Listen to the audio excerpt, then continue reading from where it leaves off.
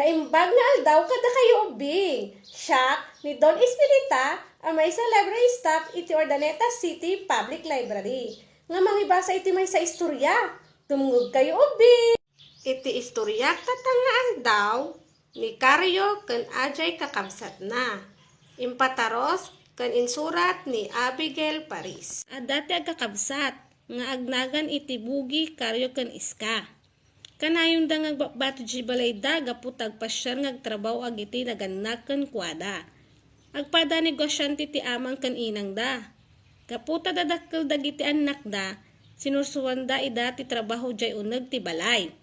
Ni bugi ti tagawalis, ni Iska ti tagaugas ti pinggan, ni Karyumot ti tagapunas ti tawa.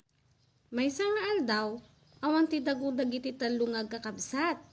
Aglinlinisin dagiti duwang agkabsat. Ngum ni Karyo ket nakaidapay laeng. Awan ti ganas na bumaong gaputam muna nga panaglilinis. Nagtuloy-tuloy latta nga naglinis ni bugi ken Iska.